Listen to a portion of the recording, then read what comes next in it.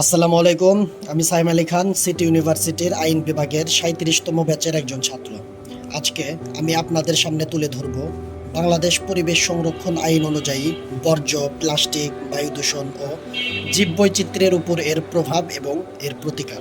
প্রথমেই ধন্যবাদ জানাতে চাই আমাদের শ্রদ্ধেয় বিভাগীয় ডিন প্রফেসর মোহাম্মদ আবু জায়েদ স্যারকে, যিনি আমাকে এই প্রতিবেদনটি তৈরি করতে সহায়তা করেছেন। পরিবেশ পরিবেশ বলতে এমন একটি সামগ্রিক ব্যবস্থা বা পরিপার্শ্বকে বোঝায় যেখানে গাছপালা, নদী-নালা এবং সকল প্রকার প্রাণীকুল পরস্পরের সাথে সম্পর্কযুক্ত থেকে অস্তিত্ব বজায় রাখে। এটি জীব এবং তাদের চারপাশের প্রাকৃতিক ও কৃত্রিম উপাদানের সমন্বয়ে গঠিত।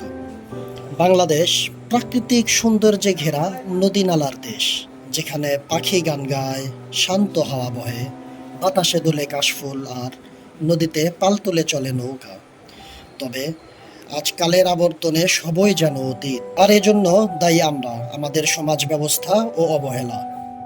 আজকে আমি আছি সাভারের উলাইলে অবস্থিত এমনই একটি দূষিত ও অভিশপ্ত এলাকায়, যেখানে ৪-৫ বছর আগেও ছিল পার্ক, খেলার মাঠ ও প্রবাহমান নদীর শাখা।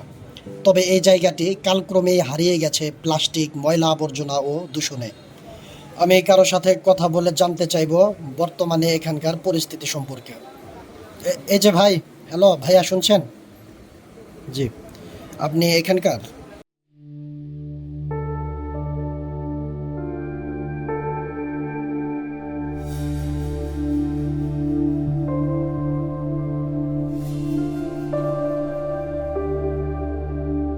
প্রায় কয়েক বছর হয়েছে এই ময়লা এখানে ফেলতেছে। আর এই ময়লা ফেলার পরে ভাই আমরা খুব এখানে ময়লা ফেলার পরে আমরা খুব সমস্যার মধ্যে আছি ভাই। এটার প্রচুর তীব্র দুর্গন্ধ, এখানে আমরা কেউ দরজা জানলা খুলে ভাই এখন বসতে পারি না। আর এই ময়লা ফেলার পর থেকে এখানে মশা মাছিগুলো প্রচুর বেড়ে যায়। গত কয়েক বছরে আপনার মশার কামড়ে ভাই অনেক মানুষ অসুস্থ, ডেঙ্গু জ্বরে অসুস্থ করে। জি, এ পর্যায়ে আমরা এখানকার দায়িত্বে থাকা একজন পরিচ্ছন্ন কর্মীর সাথে কথা বলবো। ভাইয়া, আপনারা এখানে এভাবে ঝুঁকিপূর্ণভাবে কাজ করছেন, আপনাদের নিরাপত্তার জন্য নেই কোনো প্রোটেকশন, নেই ইউনিফর্ম, মাস্ক অথবা হ্যান্ড গ্লোভস। এতে করে আপনাদের জীবন বিপর্যয়ের মুখে পড়ছে নিশ্চয়ই।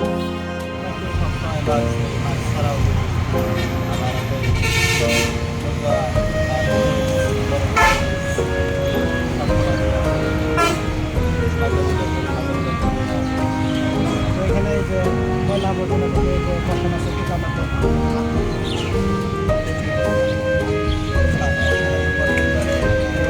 বলেন যে আপনার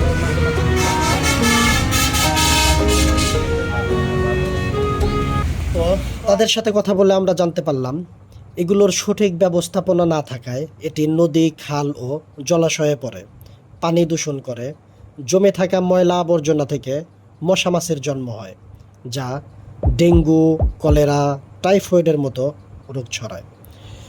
শিশু ও বৃদ্ধদের মধ্যে শ্বাসজনিত রোগ, হাঁপানি, এমনকি ক্যান্সার পর্যন্ত হওয়ার ঝুঁকি বাড়ছে। এ সকল দূষণ প্রতিরোধ করার জন্য বাংলাদেশ সরকার পরিবেশ সংরক্ষণ আইন ১৯৯৫ ও বাংলাদেশ পরিবেশ সংরক্ষণ বিধিমালা ১৯৯৭ এবং নানা প্রকারের আইন তৈরি হলেও এর যথাযথ প্রয়োগ না থাকায় ক্রমেই বৃদ্ধি পাচ্ছে দূষণ। দূষিত হচ্ছে পুরো দেশ এবং কলুষিত হচ্ছে আমাদের সুন্দর পৃথিবী। তাই আসুন আমরা জনসচেতনতা বৃদ্ধি করি এবং কঠোর আইন প্রয়োগের মাধ্যমে দেশকে দূষণমুক্ত করি। মনে রাখবেন, প্রকৃতি আমাদের মা।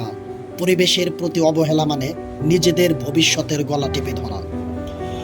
আমরা সবাই পরিবেশ রক্ষায় এগিয়ে আসি, আইন মেনে সচেতন থাকি।